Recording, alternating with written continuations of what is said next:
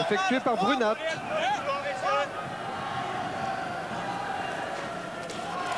Encore un ballon gagné dans l'alignement par les Grenoblois. Superbe prise. Voilà, ils vont essayer de progresser dans l'axe du terrain. Très près les uns des autres. Voilà. Voilà, avec une échappée. Sur les 22 mètres de Dax. Ouais. Mazille. Ils peuvent encore enchaîner par l'intermédiaire de Mandic. Oh, que c'est impressionnant! Oh, que c'est impressionnant! Le pack d'Aqua prend l'eau. L'eau de Dax. On revient à pénalité. Et en plus, le soleil dans les yeux. Oui, le ballon a été gagné par Grunat, échappé maintenant de Mandic, l'ancien joueur du Creusot. Ouais. Gély maintenant qui enchaîne pour Grenoble. Dans le camp de Dax, cet enchaînement des avants de Grenoble avec Brunat, qui ne donne pas sa part au chien. Balle au sol, Mazille.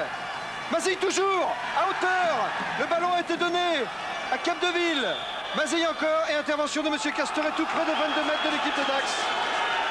Et une petit côté. Oui, Laurent Rodriguez à 5 mètres de la ligne de Grenoble. Déferlement de l'attaque d'Aquoise. Enchaînement maintenant de Bérac et pénalité. Pénalité en faveur de Dax. Alors que les esprits s'échauffent et que Laurent Rodriguez, en capitaine responsable, est en train de calmer son deuxième ligne Béraud, qui avait maille à partir avec un Grenoblois. Avec de l'effet, cette fois ça ne sort pas. Cyril Savy pour une relance. À suivre. Oh la faute. Oh la faute de Cazenave. On aura pénalité au point de chute du ballon. Oh oui alors. Que c'est justifié. Ah, il a disjoncté complètement le troisième ligne de Dax là. Et au moment où Savy commençait à reprendre confiance, il l'a fait exploser. Tout à fait. Ouais. Ça ne se fait pas dans un match qui était très correct jusqu'à maintenant.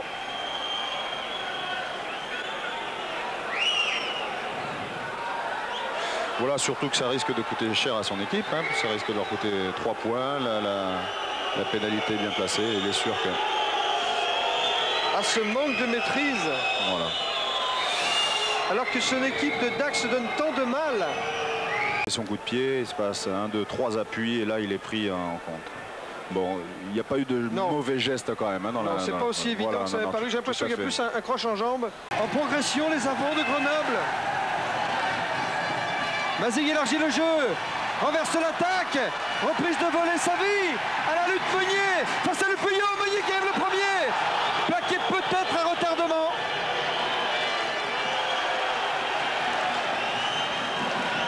Que décide M. Casteret? Alors que Savy a été touché. Pénalité.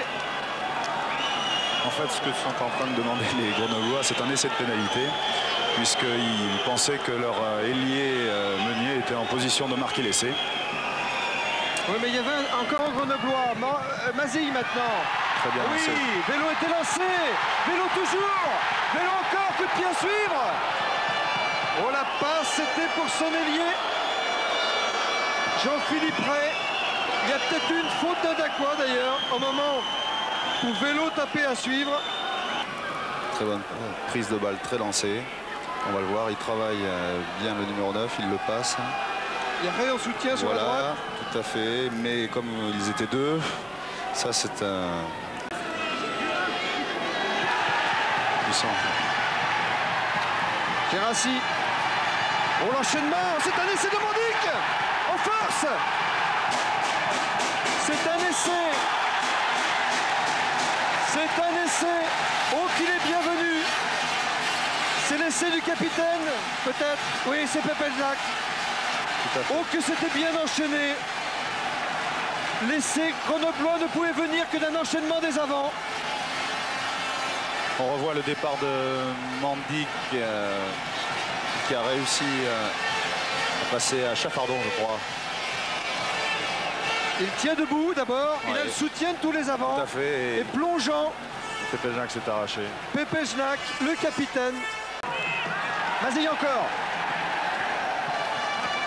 Enchaînement, Capdeville. Récupération et progression encore des avants de Grenoble qui libèrent bien leur balle. Et Mazik qui peut faire jouer maintenant. Super continuité, c'est très très beau ça. C'est un rouleau compresseur. Ils arrivent sur les 22 mètres. Et ils bénéficient d'une pénalité. C'est normal, à force de progresser, à force de déstabiliser la défense adverse, il l'oblige à commettre des fautes, et notamment à passer au-delà du ballon. Regardez cette échappée de Bruna, qui se relève, qui fait l'effort de se relever, de bien libérer son ballon. Et ici, là, c'est marrant parce qu'il n'y a plus de notion de poste, mais ce sont des joueurs qui arrivent, que ce soit des centres ou que ce soit des poussées, et il ne sera plus présent dans le jeu. Et cette balle Monteil. Voilà. Oh, Pepelniak. Mandic qui repart, ça laisse des espaces terribles. Et c'est de Mazille. Oui. Et c'est de Mazille, c'était prévisible. Regardez la joie de Mandic, le Yougoslave de Grenoble.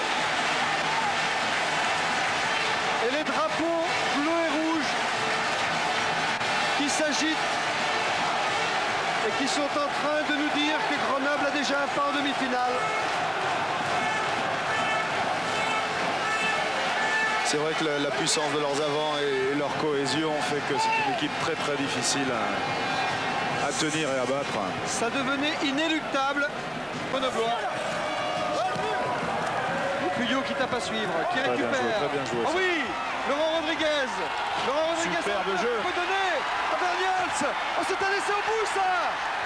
C'est un essai au bout. Entre les poteaux. Et ça c'est le sursaut de Dax. C'est très très très beau. C'est fabuleux même de voir ça. Il siffle la fin du match, j'ai l'impression qu'il est pressé d'en finir, monsieur Casteret. En tout cas plus pressé que mon chronomètre. Toujours est-il que c'est une victoire de l'équipe de Grenoble que personnellement je discute en ce qui concerne le temps, mais pas en ce qui concerne le résultat. Puisque l'équipe de Grenoble dominait cette fin de match, il y a eu le sursaut d'Aqua. Mais sur l'ensemble du match, Grenoble assure sa qualification. Je cherche, j'espère qu'on va me donner le talent d'or. On va me donner le nom du joueur qui a été désigné par le jury comme ayant crevé l'écran. Toujours est-il que voilà Grenoble qualifié pour les demi-finales. Et sur l'ensemble des choses qu'ils ont déjà parcourues, je crois que c'est quand même normal. Les Grenoblois sont des joueurs qui sont très très physiques, très forts, qui ont une très bonne cohésion et qui méritent de se retrouver en demi-finale. Oui, si on veut bien donner le nom du talent d'or, s'il vous plaît. Mandic, me dit-on, donc Mandic, le troisième ligne centre yougoslave de l'équipe de Grenoble. Eh bien, je crois que c'est le meilleur choix que l'on pouvait faire. Voilà un anonyme récompensé au nom du pack grenoblois qui a vraiment gagné pour Grenoble ce quart de finale. Tout à fait, il a été le symbole de cette puissance grenobloise puisqu'il est à l'origine du dernier essai, qu'il est à l'origine de nombreuses récupérations, de nombreux enchaînements qu'il a permis de... D'interviewer Mandic, le talent d'or de ce match. Je suis effectivement près de Cyril Mandic. Laurent Cabane vous a désigné comme étant le meilleur joueur. En tout cas, c'est vous qui allez recevoir le talent d'or qui va vous être décerné par Jean-Luc Masson de la Société Générale. Je suppose que c'est une énorme joie pour vous. Voilà Jean-Luc Masson et puis effectivement le talent d'or.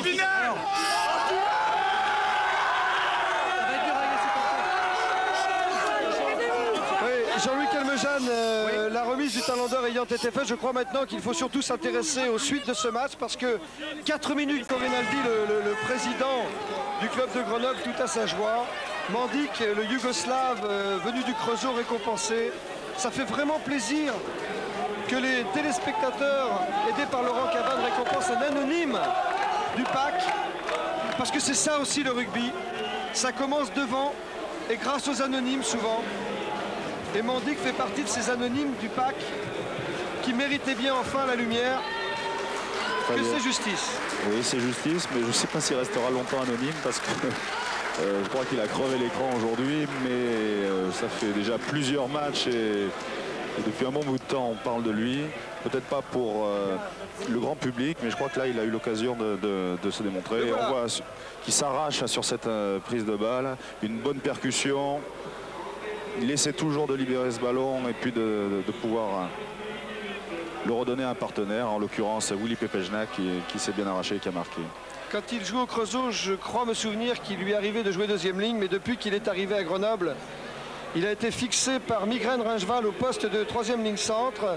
Nous apercevons ici quelques silhouettes dans le vestiaire des vainqueurs. Les vainqueurs sont les Grenoblois.